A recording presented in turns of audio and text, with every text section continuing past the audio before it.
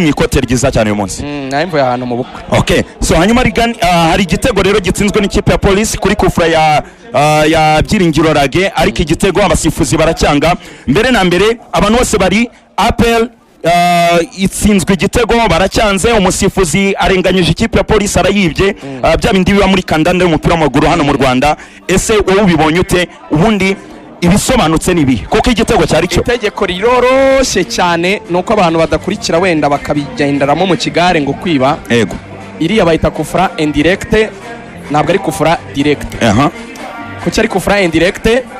Umukinnyi wa APR Claude yaryamye hasi afata umupira n'amaboko. Yego, yisifuye ko bamukoreye ikosa nta uri mukoreye. Yego, itegeko ry'umupira rivuga ko iyo umukinnyi akoze ikosa ariko iryo kosa akaba atarikoreye opponent, yego, ikosa mu mategeko y'umupira, ariko atarikoreye opponent ni ukuvuga ngo atarikoreye uwo bahanganye, yego, ntabwo yateze umukinnyi wa Polisi, ntabwo yamukuruye, ntabwo yamubujije kujya gutsinda, yisifuye afata umupira n'amaboko. Kandi tuzi ko mu mupira w'amaguru utemerewe gufata umupira n'amaboko keretse arbitre biguhereye uburenganzira. Yego, nawe iyo bibaye gutyo arbitre atanga icyo bita indirect free kick. Ni kufrutera ariko ntuyitere mu izamu direct, ntuyitutera mu izamu nta wundi muntu ukozeho.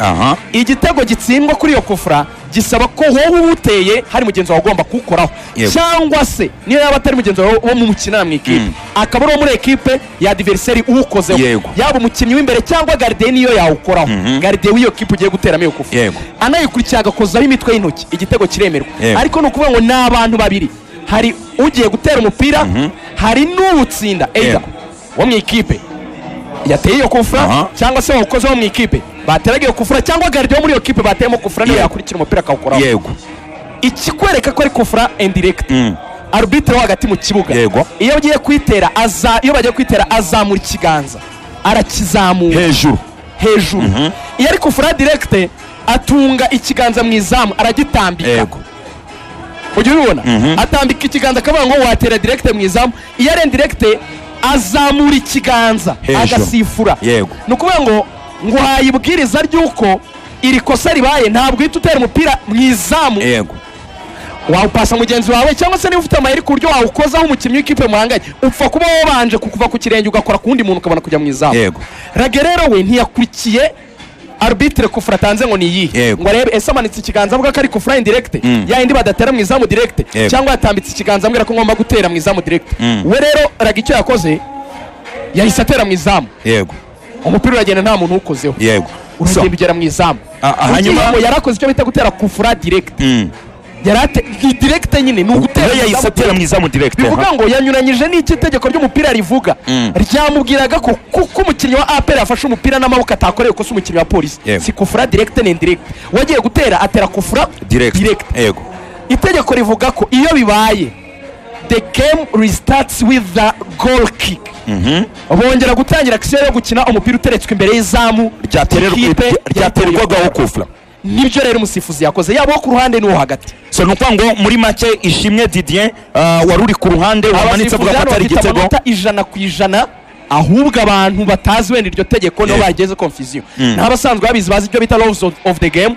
Nta hantu watanga kufura direct mu gihe umukinnyi wa adversary wakoze ikosa cyangwa umukinnyi wa APR Claude atakiniye nabo umukinnyi wa Polisi. Kwisifura it's a foul, kwisifura ugafata umupira n'amaboko it's a foul. Ariko nibitanga icyo bita direct free kick, bitanga icyo bita indirect free kick.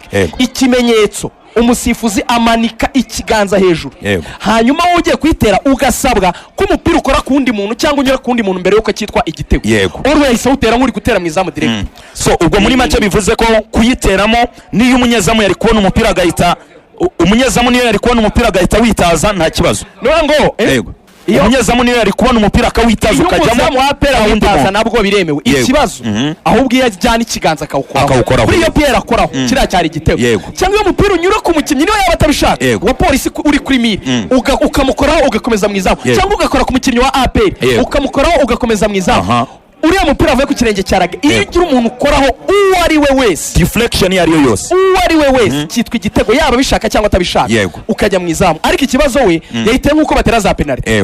Urabibona kwa kuntu umuntu azagahita atera penalty rimwe vuba kwa kuntu umuntu ashota mu izamu direct, ntabwo byemewe rero. Ikosa ni irya Rage abasifuzi bafite ukuri, yari gutera indirect free kick cyangwa se yari gupasa cyangwa se umupira akawutera ugakora ku wundi muntu wese awutera mu izamu direct. Okay, Rigani murakoze cyane. Ni itegeko ryoroshye ahubwo Kigali ko twishyiramo buri gihe kwiba niyo habaye ikintu tutazi aho kubaza itegeko tujya mu ma emotion tugahita dukora judgment, ariko rwose hano abasifuzi bafite amanota yabo 100%. Okay, murakoze cyane. N'abanyarwanda ariko bazagenda babisobanukirwa. Okay, murakoze cyane. Nta kigoye. Asante.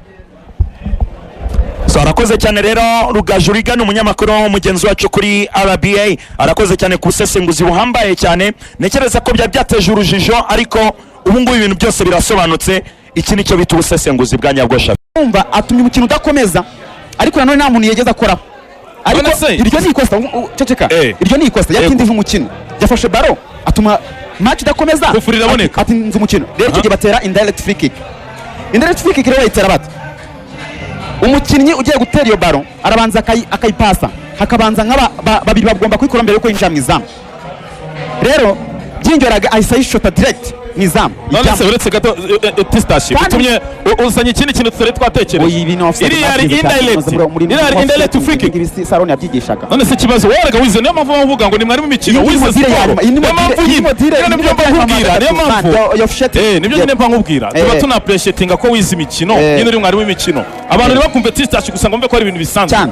None se indirect free kick abandi barakubwira batari indirect free kick nta rukuta rubaho abakinnyi baragenda izamu bakaryuzura. Urumva none ko habayeho urukuta iba indirect free kick iterera yapanze urukuta se umusifuzi iyo arinde ariko hari n'ibimenyetso undi indirect free kick abakinnyi baba bahagaze iyo bagiye gutera azamura ukuboko nyine baba bahagaze indirect free kick agira gutyo ukuboko gutambika kandi ngira ngo bana tunakurikirana sinyerega twakurikirana n'isinya z'umusifuzi ari kuhana. None se Tistashi ikibazo kimwe indirect free kick cyangwa wenda udufashe kugira ngo nabyumve neza abakinnyi bajya kuzura izamu bagiye guterwa iki si indirect free kick. Oya ntabwo bivuga ngo baruzura izamu kuri indirect free kick. Indirect free kick ishobora no kubera nko muri metero 40 uvuye kuri iriya zamu uriya murongo ni metero 11 uriya murongo nyine uriya w'umuzamu metero 11 mu rubuga rwa nyezamu. Ishobora kuza uvuye hariya nko kuri metero 40 ishobora kuhabera, ntabwo bivuze ngo bagiye kuta bakora urukuta. Oya igikorwa ni ukuvuga ngo mu gihe umuntu habayeho kuba yavodinze iyo baro ku buryo yakomeza gutembera mu kibuga, ubwo ni impending the ball without contact, atafashe uwo muntu araza kuyipasa umutimumenti then abone gushota nagahita shota direct. umva ukuntu ibintu bigenda nyine umva ikintu gihari mwarimu Tistashi bavuga ko nibura indirect free kick iba higiye abakinnyi bari muri metero nibura 10 uvuye aho umupira uhagaze. Icyo nicyo kintu kibaho n'iryo tegeko nyine rya indirect free kick sibyo metero 10 uvuye ku mupira niho abakinnyi bagomba kuba bahagaze. Ariko abakinnyi b'ikipe ya EP ahantu uwitwa Lucky yarahagaze agiye gutera umupira twakwibaza niba indirect free kick koko je nawe ntabwo nari nabyitayeho cyane ko indirect free kick natekereza ko ari kufura isanzwe nkatekereza ko bari ku rukuta ariko cyo kwibaza cyo izo metero 10 zari ahubwo ikintu navuga ko kibanye bari kwasobanurira indirect ntabwo itera direct urabanza ipase aho rero niho nyine ibintu bigoranye ntihabere nyine ni constitution mwarimu Tistashi bari busobanurira umukiriya agiye kuyitera ati habayeho komeje kunyemeza ko mwarimu w'imikino no opponent without contact. Rero iyi baro ntabwo uri wite direct uraza kuyipasa ni indirect, ibyo bigakorwa subonye se ko batangije baro bakita batangiza goal kick. Oya ukomeje kugenda unyemeza ko bahita kwa restart with goal kick mu gihe utsinze igitego direct ntabwo cyemerwa, the goal is disallowed. Aho rero niho nyine mwari w'imikino ugenda urushaho kugenda unyemeza. Nekereza ko nibyo ngibyo gusa ikindi natwavuga Shafe apart from the free kick ni umukino wagendaga. Yes Tistashi ikibazo noneho reka tubyemere ko indirect free kick nibyo mbere ko wenda tubivaho tujya no ku kindi. Yego ikibazo icyo